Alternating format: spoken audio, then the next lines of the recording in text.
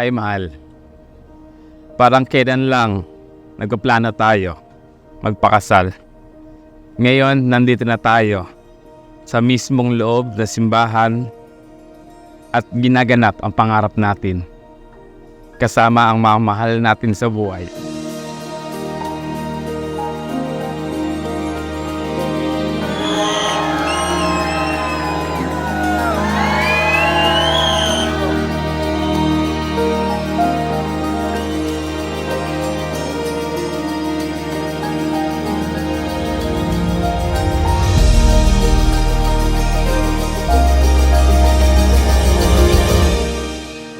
Mahal, before anything else, I want to thank God for this once in a lifetime na mangyayari sa buhay natin. Naakala ko noon na di mangyayari. Pero dumating ka sa buhay namin na I was totally broken into pieces. Na mahirap magtiwala ulit pero dumating ka.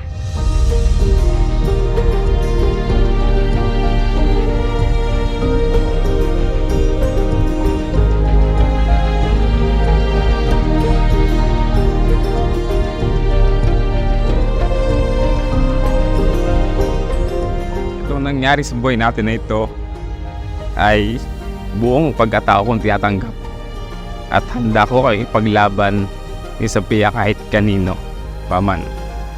Hindi ko kayo papabayaan hanggang sa lahat ng aking makakaya. Itataguyod ko kayo. Ako magiging sandalan at sandatan nyo sa mga pagsubok na darating sa atin kasama ang Panginoong Diyos.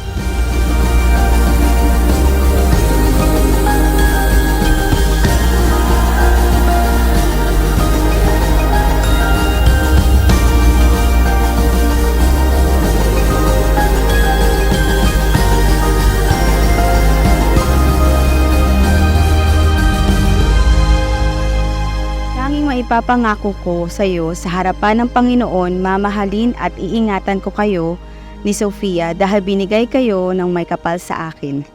Hanggang sa dulo ng walang hanggan, mahal na mahal ka namin ni Sophia. Ang Panginoong Hesukristo, ang sukdulang huwaran kung paanong magmahal. At kaya nga sana, lalagay niyo palagi at wala nang iba, si Kristo sa inyong pagitan.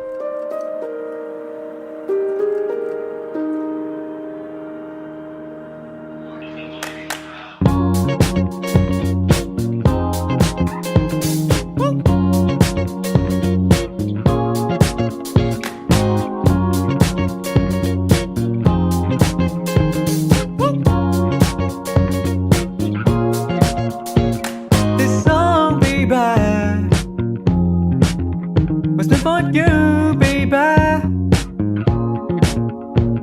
Whatever you want to do, whatever you want to pursue, yeah.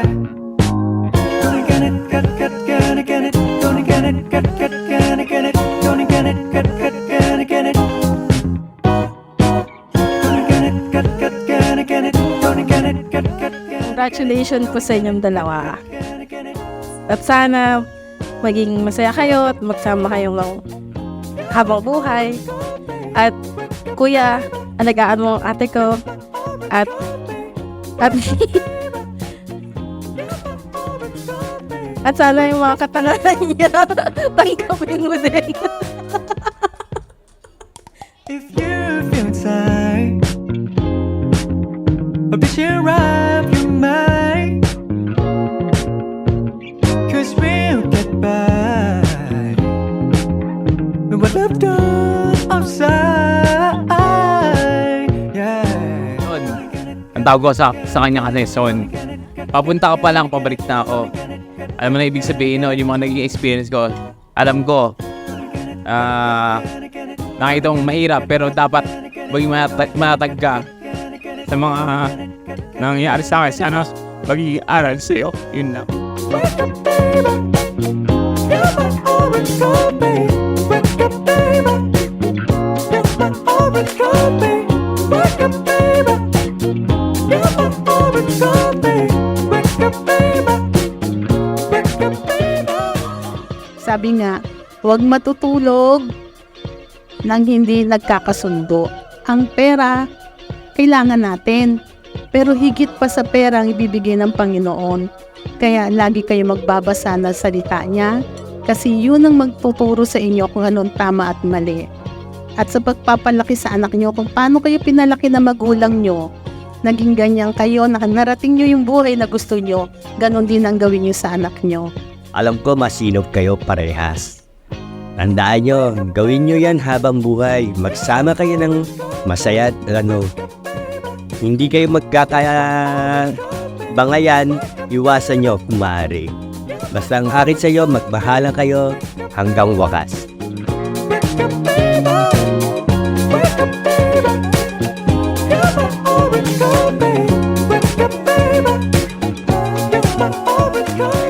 Congratulations to both of you, and I'm so happy sa lahat ng mga troubles, hassle.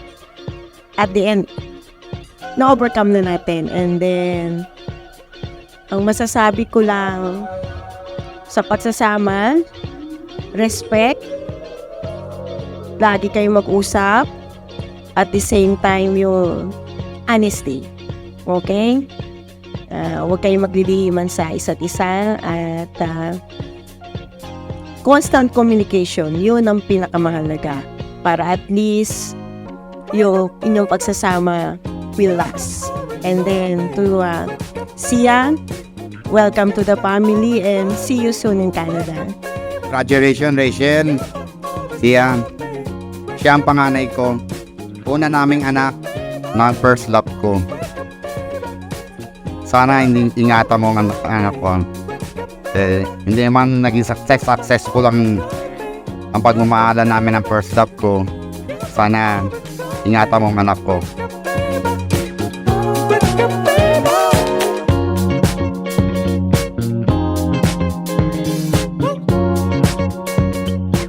Hello, mahal. Ito yung simple gift ko para sa'yo. Para maiisip mo na ang oras ay napakahalaga. Ingatan mo ito tulad ng pag-ingat mo sa aming mag-ina. Thank you.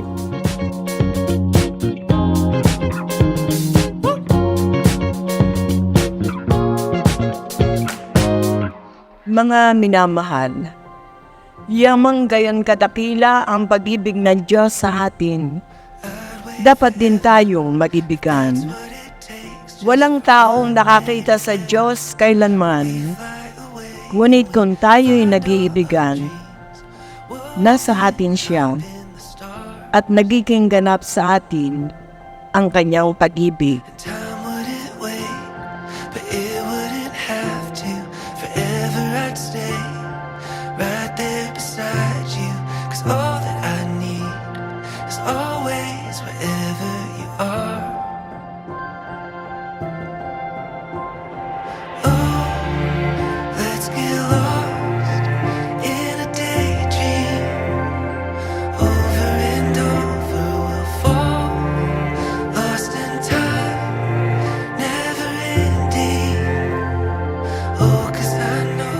Lagi mo lang tatandaan, huwag mo sasaloyin ng problema. Nandito lang ako, usap tayo.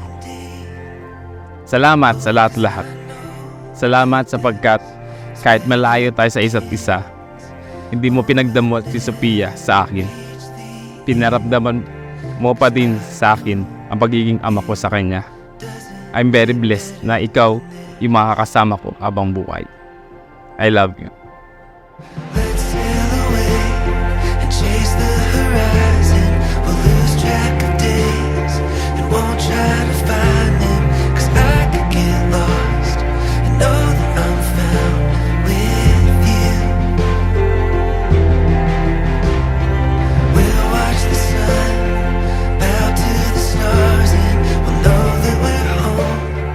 Rachel Ann, sumasang-ayon ka ba na maging asawa si Charlson na naririto ngayon alinsunod sa batas at mga alituntunin ng ating banal na simbahan? Opo, Padre. Buong puso ba ang pagkapalo mo sa kanya ng iyong sarili bilang kanyang may bahay? Opo, Padre. Nakalaan ka bang balikatin sa piling niya ang pananagutan ng buhay may asawa. Opo, Father. Charleston, sumasang-ayon ka ba na maging may bahay si Rachel Ann na naririto ngayon, alinsunod sa batas at mga alintunutunin ng ating banal na simbahan? Opo, Father. Buong puso ba ang pagkakano mo sa kanya ng iyong sarili bilang kanyang asawa? Opo, Father.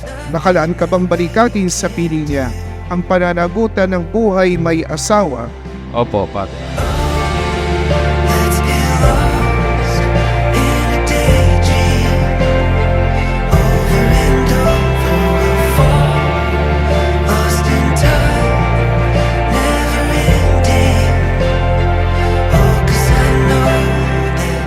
Namin, kami po ay inyong loobing magkaisa ng kalooban bandanan mula ngayon sa kaginhawaan at kahirapan, sa karamdaman at kalusugan sa lahat ng araw ng aming buhay.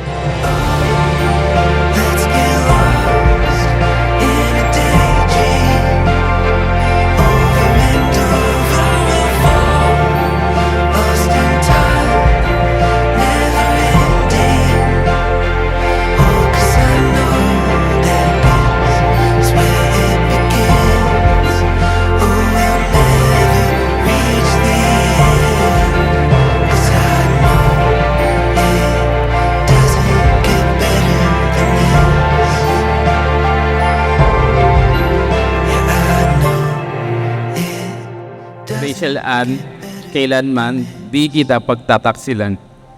Isuot mo at pag-ingatan ang singsing na ito na siyang sanglan ng aking pag-ibig at katapatan. Sa ngalan ng Ama at ng Anak at ng Espiritu Santo. Amen. Charleston, kailanmay di kita pagtataksilan, isuot mo at pagkaingatan ng singsing na ito na siyang sangla ng aking pag-ibig at katapatan. Sa ngalan ng Ama at ng Anak at ng Espiritu Santo. Amen. I can't help but feel good. I can't help but feel fine. Everything is in its place and all of it is mine. Ooh, I can't help but smile. Ooh, I can't help but smile. I'm reinventing myself. I'm me and nobody else. I'm reinventing myself. I'm me and nobody else. Ooh, I can't help but smile. God, our Father and Lord of all creation, we gather here now to celebrate the love and commitment of Rachel Ann and C. Charleston as they share their first meal together as husband and wife. We thank you for giving your holy blessing today upon their marriage and ask that you continue to bless them with your love and mercy throughout their lives together. I can't help but smile.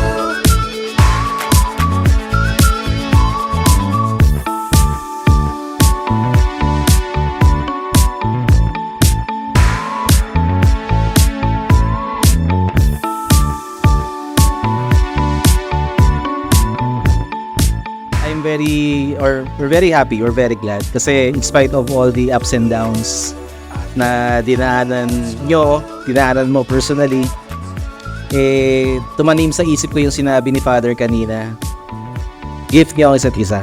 Yan, talagang you deserve each other.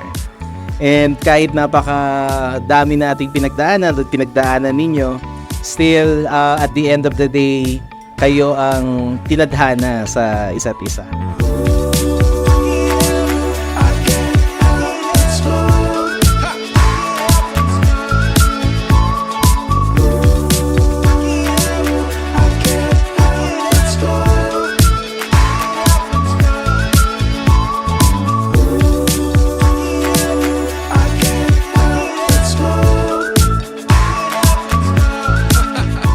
Lahat naman ng relasyon, kailangan lagi nag-uusap.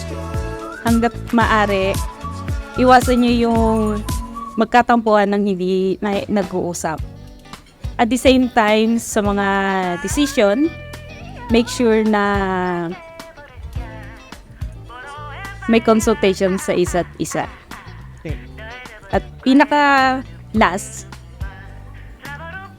magmahalan kayo.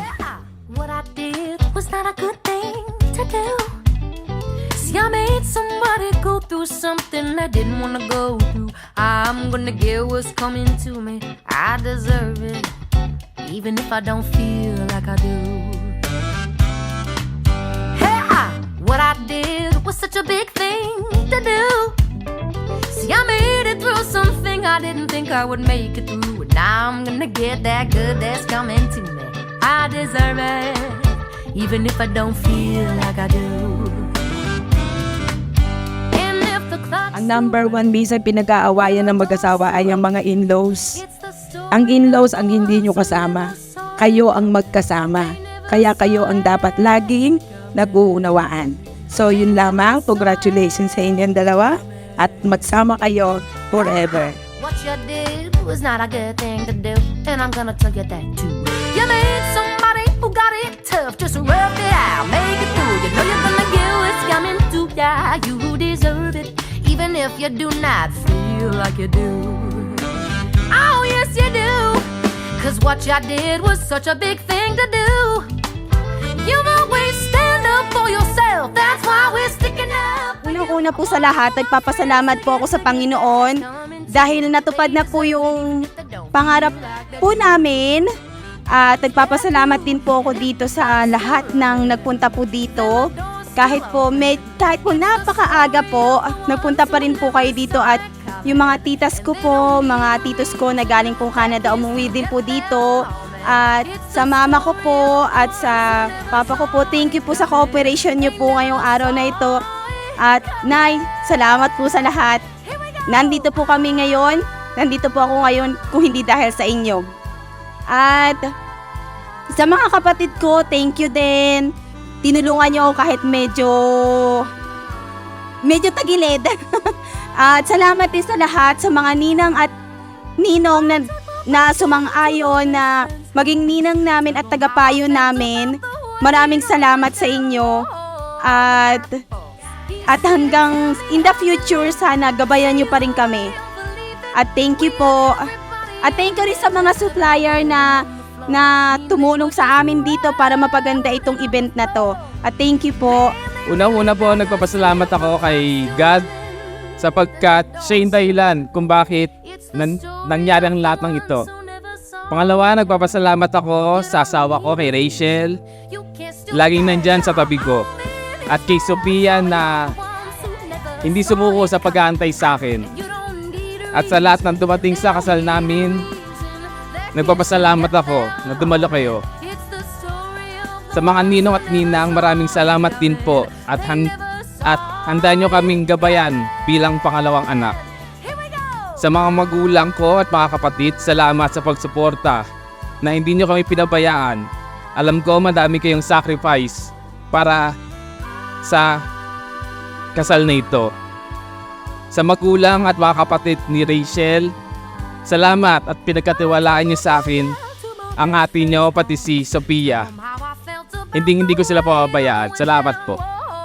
At may nakalimutan din po pala ako kasi medyo katulad po sa mga bridesmaid and groomsmen po, salamat talaga. Alam ko mahihiyain kayo pero nandito pa rin kayo, sumayaw kayo, nakijoin kayo sa amin. At thank you talaga. Kahit na sabi ko no back out, may nag-back out. Pero okay lang kasi yung mga importante na nakasama ko noong college, nandito sila ngayon. At maraming salamat. Charleston, maaari mo nang hagkan si Rachel Ann, ang iyong may bahay. Story of the ones who never saw it coming. They didn't see it coming.